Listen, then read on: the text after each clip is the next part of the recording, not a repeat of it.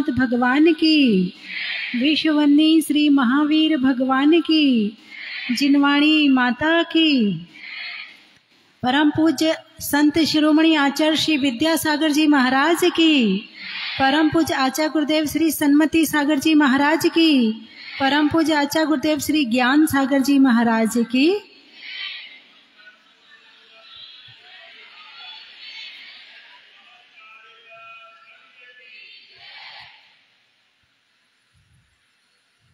धर्म स्नेही बेटियों एवं महिलाओं, आज जो प्रोग्राम है स्मार्ट गर्ल, आज हर महिला, हर लड़की, हर व्यक्ति स्मार्ट बनना चाहता है। क्या बनना चाहता है? जोर से बोलिए। स्मार्ट बनना चाहता है। अब मेरा प्रश्न ये है कि स्मार्ट क्यों बनना चाहते हो? भाई कोई चीज बन रहे, मुझे डॉक्टर बनना है। क्यों बनना है?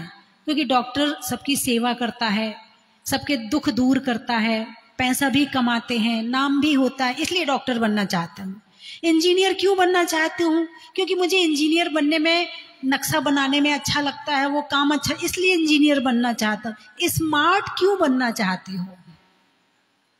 है किसी के पास उत्तर? बस बनना चाहते हैं, आकर्षित हों, लोग मुझे फॉलो करें, जैसे कपड़े मैंने पहने हैं ऐसे कपड़े लोग आए। क्या कपड़े हैं तुम्हारे? क्या साड़ी है बहन जी आपकी? कहाँ से खरीदी है? बहुत बढ़िया साड़ी। बस बन गए स्मार्ट। लोग अच्छे कपड़े पहन के स्मार्ट बनना चाहते हैं, अच्छी घड़ी पहन के स्मार्ट बनना चाहते हैं, स्मार्ट मोबाइल रख कर के स्मार्ट बनना चाहते हैं, क्लब पार्टी में जाकर के स्मार्ट बनना चाहते हैं, अच्छे जूते चप्पल पहन के स्मार्ट बनना चाहते हैं, अच्छा चश्मा लगा के स्मार्ट बनना चाहते हैं, एप्पल का मोबाइल रख के स्मार्ट बनना चाहते हैं। बोलिए हाँ या ना। ये सारी चीजें यूज क्यों की जाती हैं? उत्तर दो। स्मार्ट बनने के लिए। किस लिए? स्मार्ट बनने के लिए। इसमें घड़ी अलग है, कपड़ा अलग चीज है, मोबाइल अलग चीज है, जूते अलग हैं, चश्मा अलग है और मैं अलग हूं। मैं कौन हूं? मैं इन सब से अलग हूं। स्मार्ट किसको बनना है? घड़ी को, मोबाइल को, फोन को, किसको स्मार्ट बनना है? अरे बोलिए ना। कपड़ों को स्मार्ट बनना है क्या? नहीं, कपड़ा पहन के तुम्हें स्मार्ट बनना है। अब कपड़ा स्मार्ट हुआ तो तुम कहां से स्मार्ट हुए? इसमें तुम अलग चीज हो, कपड़े अलग चीज है। जिनकी ये दृष्टि है कि कपड़े पहन करके स्मार्ट बनते हैं, वो गलत है। स्मार्ट मुझे बनना है, स्मार्ट कपड़े को नहीं बनना है। कपड़ा कभी किसी को भी स्मार्ट नहीं बना सकता है। और कोई हमारी बूढ़ी अम्मा बिना चुन्नी का सूट पहन के आ जाए तो स्मार्ट बनने की बजाय हंसी और उड़ाई जाती है। बुढ़ापे में देखो कैसे शौक चढ़े हैं, बिना चुन्नी का सूट पहन के घूम रही है। पहली बात तो सूट पहन रही है, सारी जिंदगी तो साड़ी पहनी और अब सूट पहनने का शौक आया, उसमें भी मंदिर में। अब और कहीं तो जाती नहीं अम्मा जी, बच्चे ले नहीं जाते हैं। तो तुम कपड़ा पहन करके, फैशनेबल कपड़े पहन करके स्मार्ट बनना चाहते हो, तो कपड़ा फैशनेबल हुआ, कपड़ा स्मार्ट हुआ, तुम नहीं।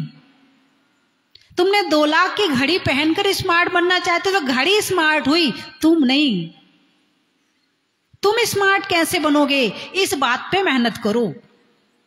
लोग पैसा कमाते हैं, क्यों कमाते हैं? अच्छा मोबाइल खरीदना है, अच्छी घड़ी खरीदनी है, अच्छे कपड़े खरीदनी है। कुछ लड़कियों का तो एम ही होता है, यदि उन्हें 5,000 की भी नौकरी मिल रही हो तो बड़ी संतुष्ट हो जाती, चलो अपने लिए कपड़े तो खरीद ही लेंगे। भाई कपड़े क्यों खरीदना चाहती हो? स्मार्ट बनने के लिए। बाल क्यों फैलाते हो? स्मार्ट बनने के लिए। आजकल जिसको देखो उसके ही बाल खुले हैं, बाल बांधने का फैशन ही खत्म हो गया। पहले लड़की बाल बांधती थी तो घर में भी बंधी रहती थी और ससुराल में भी बंधी रहती थी। अब वो बाल खोल के रहती है तो ना घर में बंधी रहती है,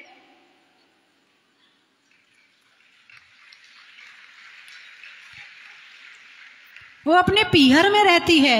तो माता पिता से कहती मुझे नहीं रहना यहाँ पर, मुझे हॉस्टल भेज दो, मैं वहीं पढ़ाई करूंगी, मेरी सारी सहेलियां जा रही हैं, मेरे सारे फ्रेंड जा रहे हैं, मैं नहीं रहूंगी घर में। वो ना पीहर में बनती है, वो जब ससुराल जाती है तो ना वहां बंधती है। सास ससुर से तो छोड़ो, वो अपने पति से भी बंधी नहीं रहती है। बात समझ में आई कि नहीं आई? और जो पति के बंधन में नहीं है, जिसके जीवन में अनुशासन नहीं है, जिसके जीवन में मर्यादा नहीं है, जिसके जीवन में प्रेम का बंधन भी जिसे ना बांध सके, उसके जीवन की रक्षा दुनिया में कोई भी नहीं कर सकता है। थोड़ी सी आवाज बढ़ाओ बंधुओं, स्मार्ट बनना है। स्मार्ट हमें बाहर की वस्तुओं से नहीं, अपनी निजी क्वालिटी को बढ़ा के बनना है। आप कितने अच्छे कपड़े पहन लेना, आप कितनी अच्छी घड़ी पहन लेना, हम आपका सम्मान मंच पे नहीं करेंगे। बोलिए हाँ या ना। आप अच्छे कपड़े पहन के आओ, बिल्कुल फैशनेबल, बढ़िया 1 लाख का मोबाइल रख के आओ, आपका मंच पे सम्मान हो सकता है कि ये बहुत अच्छे कपड़े पहनी, चलो इनका सम्मान कर देते हैं, चलो ये बहुत बढ़िया वाली घड़ी पहनी, इनका सम्मान कर देते हैं, इनके पास मोबाइल बहुत अच्छा, इनका सम्मान कर देते। होगा आपका सम्मान? हाँ या ना? नहीं होगा। क्यों नहीं होगा? सम्मान किसका होगा? जिसकी अपनी निजी क्वालिटी होगी, जिसका अपना गुण होगा, जिसके अंदर कुछ योग्यता होगी, सम्मान उसका होगा। तुम्हारे कपड़ों का सम्मान नहीं है। कपड़ों को इतना महत्व मत दो कि तुम्हारे जीवन को, तुम्हारी सोच को बदल दें। तुम्हारे दिमाग में केवल कपड़े कपड़े चलते रहे, मुझे ये खरीदना है, मुझे वो पहनना है, मुझे वो चाहिए, बस कपड़े कपड़े चलते रहे। कपड़ों को इतना महत्व ना दो, मोबाइल को इतना महत्व ना दो, घड़ी को इतना महत्व ना दो। उससे ज्यादा महत्व खुद को दो। किसको? आज खुद का महत्व कम कर दिया है और वस्तुओं का महत्व ज्यादा हो गया है, और उनको पाने के लिए इतनी भावुकता रहती है, इतनी भावुकता रहती है कि मिल जाए तो उछलने लगते हैं और ना मिले तो नीचे गड्ढे में घुस जाते हैं। यदि मम्मी पापा दिलवा दें तो मम्मी पापा बहुत अच्छे हैं, नहीं तो तुम तो अच्छे हो ही नहीं। उनके मम्मी पापा देखो कितने अच्छे मम्मी पापा हैं, उनने कितना बढ़िया मोबाइल दिलवाया अपने बेटे को। मेरी फ्रेंड देखो कितना बढ़िया मोबाइल लेके आती है, तुम तो मम्मी पापा होके भी कुछ नहीं करते मेरे लिए। ये सोच दुनिया की सबसे खराब सोच है कि जो बच्चे अपने मम्मी पापा को वस्तुओं के दम पर कहते हैं अच्छे हैं या बुरे हैं, जबकि माता पिता कभी भी बुरे हो ही नहीं सकते हैं। आप विचार करो, जिस समय आप अपने माता पिता को ये शब्द कहते होंगे उस समय उनके दिल पर कितनी चोट लगती होगी। एक माता पिता अपने बच्चे को जान से ज्यादा चाहते हैं और तुमने उन्हें 1 मिनट में एक मोबाइल के लिए, जरा से कपड़ों के लिए बुरा बना दिया। बोलिए ऐसा करते हैं कि नहीं करते? लड़कियां ऐसा करती हैं कि नहीं करती? हाँ या ना?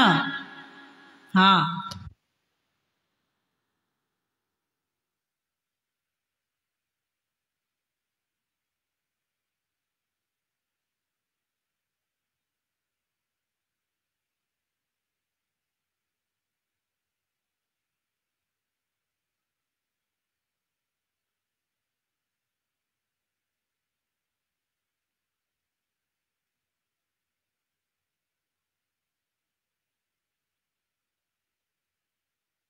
को जितना नहीं करते, जितना ध्यान लड़कों का नहीं रखते, उससे ज्यादा ध्यान लड़कियों का रखते हैं।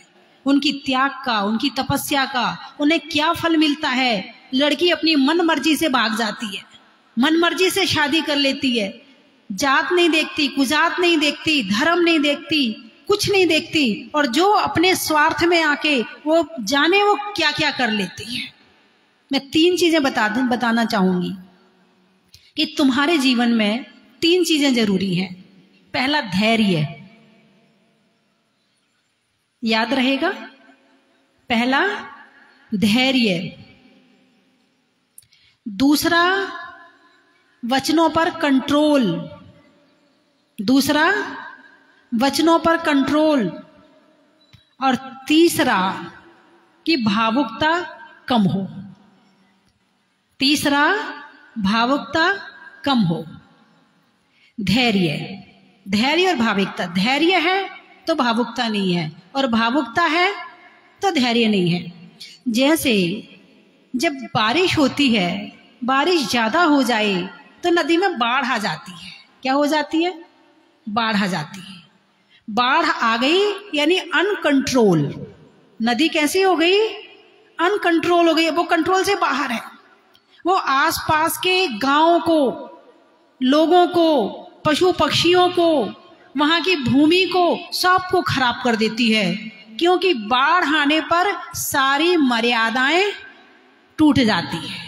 क्या हुआ? बाढ़ आने पर सारी मर्यादा टूट गई।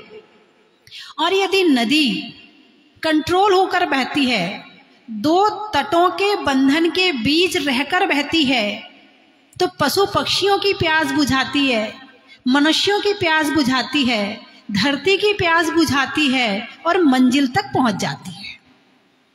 ऐसे ही इंसान के भाव होते हैं। एक भाव होते हैं कि वो अनकंट्रोल भाव है, उसका खुद पर नियंत्रण नहीं है। वो क्या बोल रहा है, क्या सोच रहा है, क्या कर रहा है, क्या करना है, उसे कुछ नहीं पता है।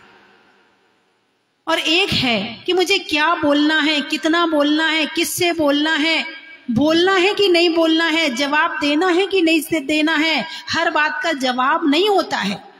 किसी बात का जवाब होता है मौन, किसी बात का जवाब होता है मुस्कुराहट, किसी बात का जवाब होता है कि 2 शब्द में उत्तर दे दो, और किसी बात का जवाब होता पूरा विस्तार कर दो। हर बात का सारा जवाब नहीं होता कि केवल बोल बोल के ही जवाब दिया जाए। तो इंसान को अपने जीवन में भावुकता से बचना चाहिए। जल्दी से बहुत खुश ना हो जाए और जल्दी से रोने ना बैठ जाए। इसके बीच की जो स्थिति है वो है धैर्य की स्थिति। और जल्दी से खुश हो गए और जल्दी से रोने लगे, ये स्थिति है भावुकता की। तो लड़कियों में भावुकता बहुत ज्यादा होती है, बहुत अधिक होती है। दिल से जीते हैं उनमें भावुकता ज्यादा होती है, जो दिमाग से जीते हैं उनमें भावुकता कम होती है। तो दिमाग से जीने में गाड़ी सही चलती रहती है, और जैसे अनकंट्रोल हुए भावुकता आई, वैसे कहीं भी एक्सीडेंट हो जाता है। अब आप लोग हैं, पढ़ाई लिखाई कर रही हैं, हमारी जो बच्चियां उसमें पढ़ती हैं, क्या नाम है, बालिका छात्रावास में, वो उन्हें तो कंट्रोल करने के लिए हमारी महिलाएं हैं। लेकिन जो बच्चियां पढ़ने के लिए जाती हैं बाहर, और वहां जाकर उन्हें हर तरह का वातावरण मिलता है, और ज्ञान होता नहीं है उनके पास में कि किससे क्या व्यवहार करना है, किससे कितना बोलना है। किसी ने जरा सा मीठा बोला, अरे वो तो बहुत अच्छा है, अरे आप तो बहुत अच्छे हैं, आपका बोलना तो बहुत, बस जुड़ गए उससे अंतरंगता से रिश्ते बना लिए, उसके साथ में बैठना, उठना, खाना पीना, हर तरह का व्यवहार करना शुरू कर दिया। अब पढ़ाई तो हो गई सेकंड और रिश्ता हो गया फर्स्ट। पढ़ने क्यों गए थे? अरे बोलिए ना, रिश्ता बनाने के लिए पढ़ने गए थे या पढ़ने के लिए पढ़ने गए थे? पढ़ने के लिए पढ़ने गए थे, लेकिन वहां जाकर लक्ष्य से भटक जाते हैं। पढ़ाई, जैसा अभी हमारी सुशीला जी ने एक बात बहुत अच्छी कही, उन्होंने कहा कि शिक्षा धन के लिए है, जीवन के लिए नहीं है। लिख लो इस बात को, नोट कर लो इस बात को कि शिक्षा धन के लिए है, जीवन के लिए नहीं है। जीवन जीने का तरीका अलग चीज है और धन कमाने का तरीका अलग चीज है। धन कमाना अलग बात है और जीवन जीना हमारी अपनी पर्सनल लाइफ है। वो हमें कैसे जीनी है, उसमें हमारा हृदय में हमारा परिवार कितना है, हमारे हृदय में हमारा धर्म कितना है, हमारे हृदय में हमारे रिश्तेदार कितने हैं, ये हमारा पर्सनल मामला है। लेकिन शिक्षा में किताबी पढ़ाई है कि पढ़ना है और परीक्षा देके पास होना है, वो बात अलग है। लेकिन वहां जाकर अपने जीवन को ही परिवर्तित कर दो। अपनी लाइफ स्टाइल को चेंज कर दो, अपना बोलना, सोचना, कपड़े, सब चीज का तरीका बदल दो। इसलिए पढ़ाई नहीं की जाती है, पढ़ाई के लिए पढ़ाई की जाती है। वहां जाकर एक सबसे अच्छा बहाना रहता है मंदिर नहीं जाने का। वो क्या करें, बाहर पढ़ते हैं ना इसलिए मंदिर नहीं जा पाते हैं, बाहर पढ़ते हैं ना इसलिए माला नहीं फेर पाते हैं, बाहर पढ़ते हैं ना इसलिए हम धर्म नहीं कर पाते हैं। अरे जीवन की सबसे जरूरी चीज है धर्म। अच्छा, धन जरूरी है या धर्म जरूरी है? यदि वाद विवाद किया जाए तो धन जरूरी है या धर्म जरूरी है? अरे बोलिए ना, धर्म जरूरी। चलो मुझे देखकर बोल रहे हो। और आजकल तो लड़कियां धन के लिए चोरी भी करती हैं, धन के लिए वो क्या क्या करती हैं, वो उन्हीं से पूछो।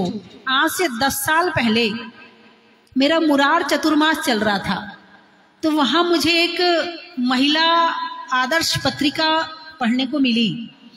उसमें एक टॉपिक लिखा हुआ था, एक विषय था उसमें कि आजकल जो लड़कियां पढ़ने के लिए बाहर जाती हैं वो अपनी जरूरतों को पूरा करने के लिए, अपने खर्चा को पूरा करने के लिए कॉल गर्ल का काम भी करने लगी है।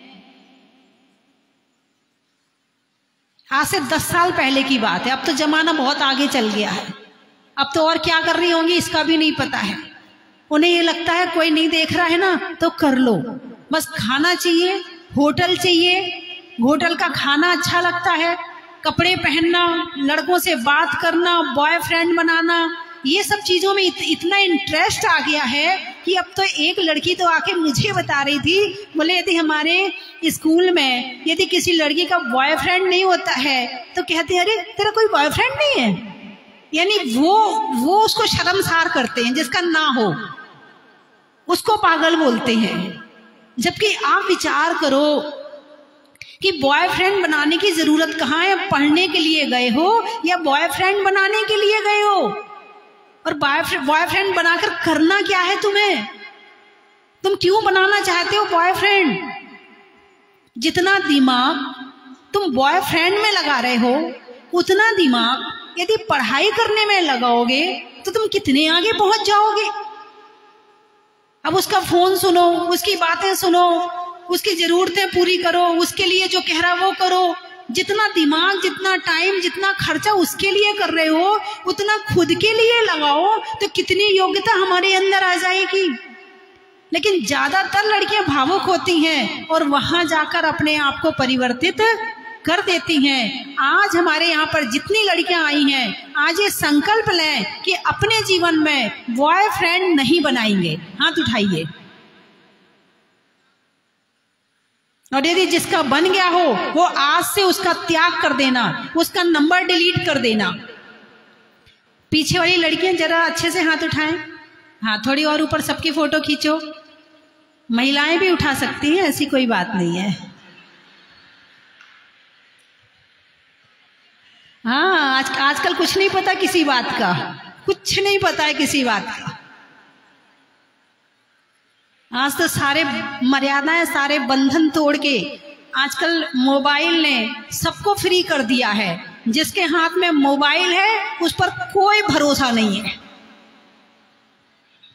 नहीं, आप लोगों की बात नहीं कर रही मैं, जो भावुक हैं उनकी बात कर रही हूं।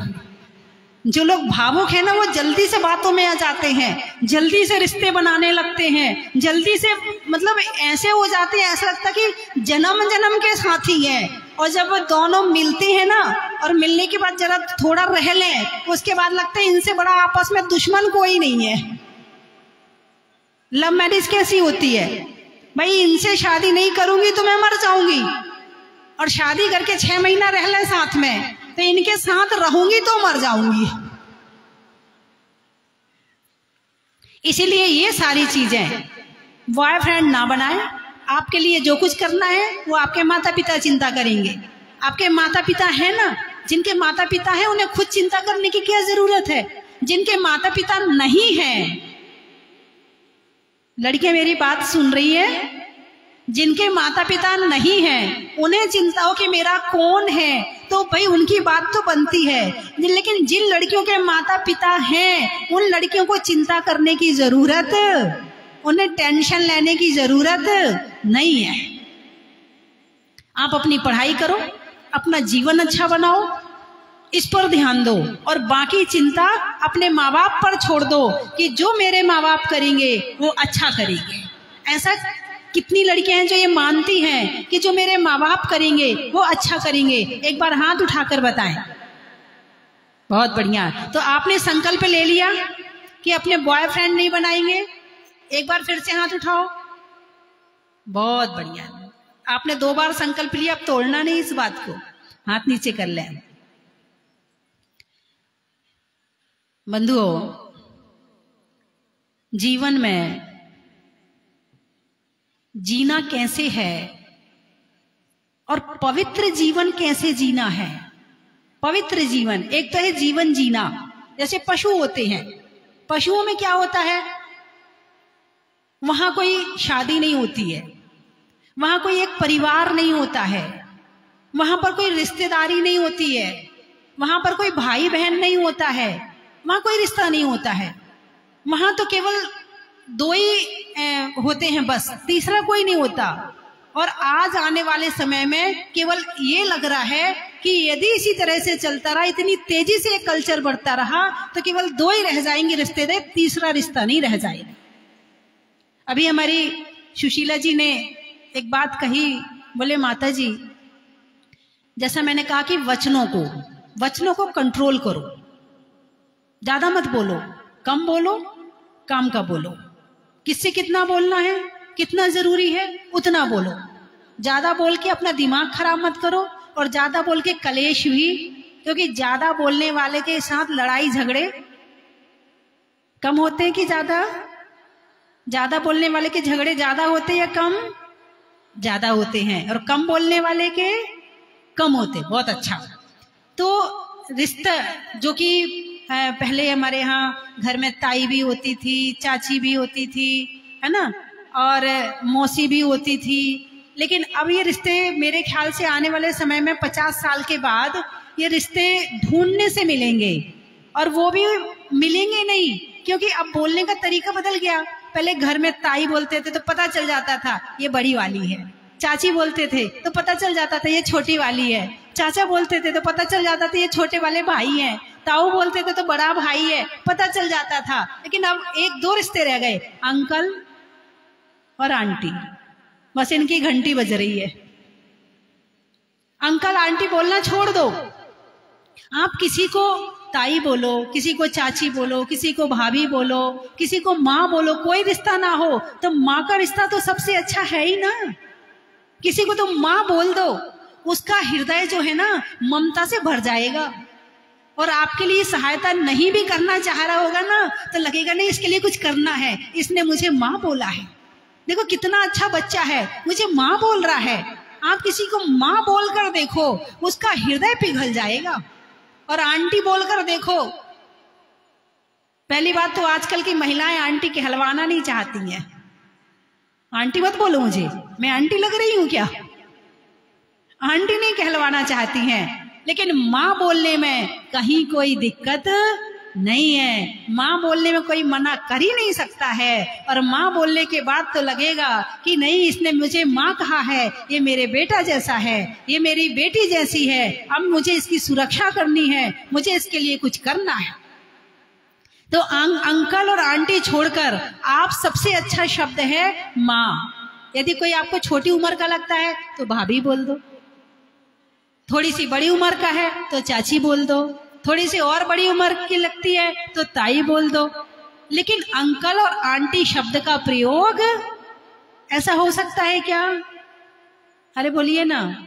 आजकल तो मैंने एक बार मैं चौके में आहार कर रही थी, तो एक बाबूजी चौके में आहार देने के लिए आए। मैं उन्हें जानती थी, अब उनका सिर वगैरह ढका हुआ था, तो वो थे तो वो छोटी उम्र के, लेकिन जो चौके में आहार दे रही थी उनको भी मैं जानती थी, और दोनों थे बराबर उम्र के। और वो महिला जो है ना, अंकल जी अंकल जी अंकल जी, बड़ी शांति से सुनते थे, कुछ नहीं बोले अंकल जी, क्या बोलूं इसको। और मैं ये देख रही हूँ कि वो इतनी बड़ी उम्र की और बराबर वालों को अंकल जी बोल रही है, कभी बराबर वालों को आंटी जी बोलती है। नहीं, आप अपने भारत की बात क्यों भूल रहे हो? अपने हिंदुस्तान के संस्कार क्यों भूल रहे हो? यहाँ के संस्कारों में रहो ना। क्या होता है अंकल और आंटी? हाँ या ना? अरे बोलिए ना। क्या कहूं, मुझे तो शर्म आती है। हैं?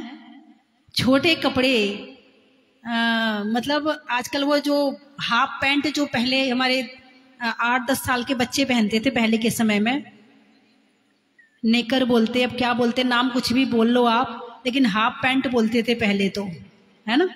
और वो 8-10 साल तक के बच्चे पहनते थे, 12 साल तक के बच्चे। अब वो 15-20 साल की लड़की घर में पहन के सोती है। कितने शर्म की बात है। और मम्मी पापा कुछ नहीं कहते हैं।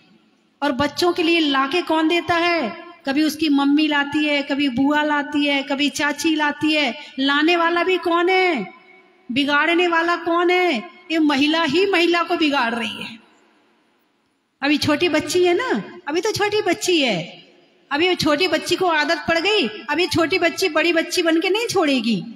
इसलिए छोटे से ही ऐसे कपड़े पहनाओ ताकि बड़े होकर वो स्वयं कहे कि मुझे ये कपड़े नहीं पहनने हैं।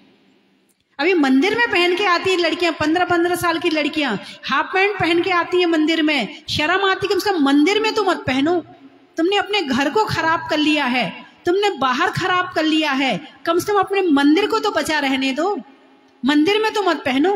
जहाजपुर के मंदिर में तो नियम बना दिया, कोई 12-13 साल से उम्र वाला यदि हाफ पैंट पहन के यदि मंदिर आएगा उसे बाहर ही रुकवा देते हैं। वहां का नियम है। आप वहां जाएंगे तो आपको एंट्री दर्शन की नहीं मिलेगी।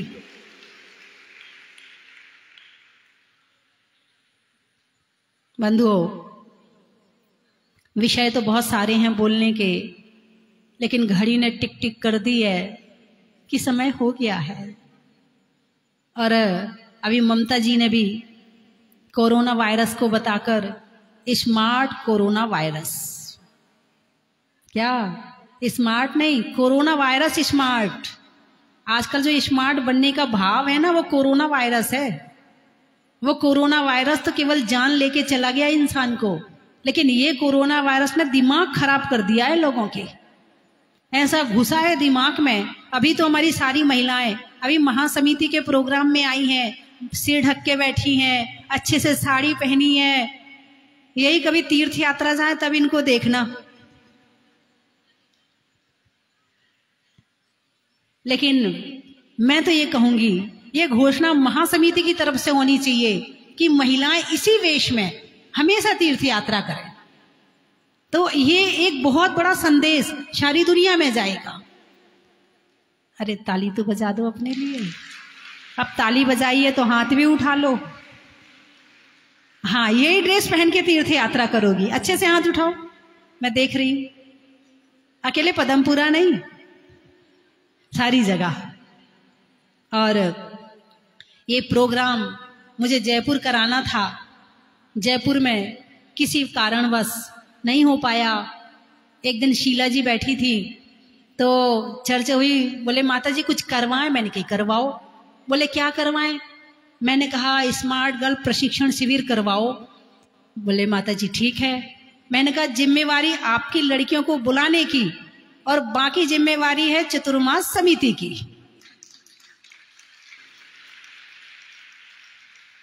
और मैंने चतुर्मास समिति से बिना पूछे, बिना उन्हें कहे, बिना उन्हें बताए, मैंने इन्हें कह दिया आप कार्यक्रम करवाओ, बाकी जिम्मेवारी सब काम हो जाएंगे। और चतुर्मास समिति ने बड़ी सहजता से, बड़ी सरलता से पूरी तैयारी बहुत अच्छी तरह से की है। आपके लिए सारी व्यवस्थाएं करी है। एक बात ध्यान रखना, प्रोग्राम ऐसे नहीं होते हैं। प्रोग्राम करने में आप यहाँ बैठे हैं ना, आपको यहाँ बिठाने में किस किस को कितनी कितनी मेहनत करनी पड़ी है ये आप नहीं जानते हैं। आप यहाँ आए हैं तो इस प्रोग्राम को सफल तभी हो सकता है ये जब आप यहाँ से शिक्षा ले करके जाएंगे, वरना इनकी मेहनत करनी बेकार हो जाएगी। यहाँ जो बताया जा रहा है, अभी आप यहाँ से 15 मिनट में यहीं बैठे रहना और अपनी अपनी डायरी में लिख लेना कि अभी यहाँ क्या क्या चीज बताई गई है, और उसे बार बार पढ़ना। ये आपको जो डायरी पेन दिया गया है वो इसीलिए दिया गया है कि यहाँ से लिख कर के ले जाओ कि आपको यहाँ पर क्या सिखाया गया है, जाकर आप बता सको। प्रवचन नहीं सुना रही हूँ, शिक्षा दे रही हूँ। प्रवचन अलग चीज है और शिक्षा अलग चीज है। आज मैंने प्रवचन नहीं किया है, आज मैंने शिक्षा दी है कि धैर्य रखना, भावुकता नहीं करना, और वचनों को सीमित बोलना, अंकल आंटी नहीं बोलना, सारी चीज लिखी अपनी डायरी में। और अभी तो थोड़ी सी बात हुई है, अभी असली प्रोग्राम तो दोपहर में होना है। अभी तो जमाने में लग गए 1 घंटे, 1-1.5 घंटे। तो जैसे दही जमने में टाइम लगता है ना, ऐसे आपको भी जमाने में टाइम लगता है। अब प्रोग्राम अपना दोपहर में होगा और कोई यहाँ वहां भटके ना। ठीक 12:30 पौन बजे यहाँ सारे मिलने चाहिए। बोलिए हाँ या ना? कौन कौन 12:30 पौन बजे यहाँ आके बैठ जाएगा? हाँ। और ठीक 1 बजे, अभी 1 घंटे का प्रोग्राम कम हुआ है केवल जमने की वजह से। कोई चाय पी रहा है, कोई नाश्ता कर रहा है, कोई कुछ कर रहा, क्योंकि आपको तो चिंता नहीं होती है। ठीक है, अभी तो 8 ही बजे हैं, अभी तो 8:30 बजे हैं, अभी तो 9 ही बजे, अभी तो आवाज नहीं आई माता जी की, अभी तो इनकी आवाज। अभी यूं कर करके आप तो लापरवाही कर देते हैं, लेकिन जो प्रोग्राम करवा रहे हैं वो 1-1 मिनट की गिनती करते हैं। आप कभी कोई प्रोग्राम करवाना, फिर आपको पता चलेगा कि प्रोग्राम कैसे करवाया जाता है, कितनी मीटिंगें करनी पड़ती प्रोग्राम करने के लिए। तो ये प्रोग्राम सफल हो, इसका सबसे बड़ा श्रेय यही है कि यहां से हमारी महिलाएं, क्योंकि जितनी लड़कियां आई हैं उतनी हमारी महिलाएं भी आई हैं, वो भी कम नहीं है। यदि 600 लड़कियां हैं तो 600 महिलाएं भी लग रही हैं मुझे। इनके अंदर भावना है कि हमें भी सीखना है। ये वो महिलाएं हैं जो जागृत हैं, ये वो महिलाएं हैं जो सीखने आई हैं। नहीं तो बहुत सी महिलाएं, अरे लड़कियों का काम है, हमारा काम थोड़ी है। लेकिन नहीं, ये सीखना भी चाहती हैं और अपने बच्चों को सिखाना भी चाहती, इसलिए आई हैं। तो ट्रेन में टीटी का, घर में बेटी का, और आने वालों में कुचामन सिटी का। आप कुचामन सिटी की है ना? हाँ, देखो सही बोला बिल्कुल मैंने। थोड़ा आवाज बढ़ाओ इसकी।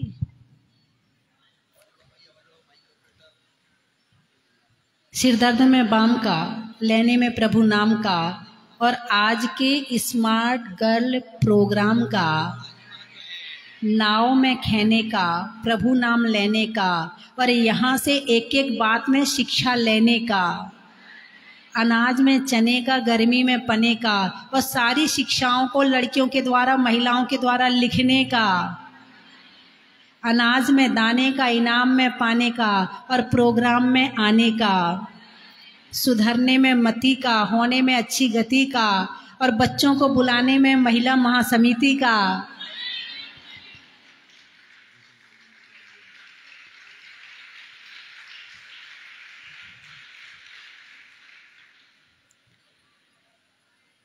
सुधरने में गति का, तीर्थंकरों में सन्मति का, और प्रोग्राम को संभालने में चतुर्मास समिति का। बड़ा ही महत्व है। शरीर में कान का, रहने में मकान का, और पदमपुरा के पदम प्रभु भगवान का। बड़ा ही महत्व है। चलने में पात का, मित्रों में साथ का, और जहाजपुर के मुनि सु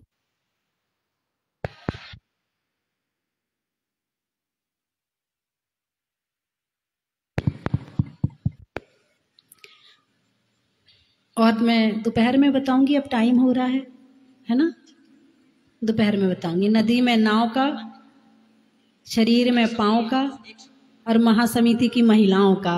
ओ, बड़ा ही महत्व। और पूज्य आगम में नयों का, उम्र में वयों का, और आई हुई लड़कियों का। बड़ा ही महत्व। और माता जी के चरणों में आज का नियम है कोई भी अपनी थाली में जूठा नहीं छोड़ेगा। और ये नियम अभी अकेले का नहीं है, सुबह का भी है और शाम का भी है। और माता जी महत्व की बात करती हैं तो माता जी के चरण में 2 शब्द मैं भी रखूं। सिद्ध क्षेत्रों में सम्मेद शिखर जी का, अतिशय क्षेत्र में पदमपुरा जी का, और चातुर्मास में स्वस्ति भूषण माता जी का बड़ा ही महत्व है। और आज हमारी सुशीला जी पूरे दिन यही है, चिंता नहीं करना। और यदि आप स्मार्ट बनना चाहते हैं, आप विचार करो कि ये विदेश में जाकर भी 3 प्रतिमा का पालन करती हैं, और आपका जरा सा किसी की शादी हो जाए तो आपका रात्रि भोजन छूट जाता है। यदि स्मार्ट बनना है तो ऐसे बनो। आप इतना रात्रि भोजन करने के बाद कहाँ बैठी हो, और वो त्याग करने के बाद कहाँ बैठी।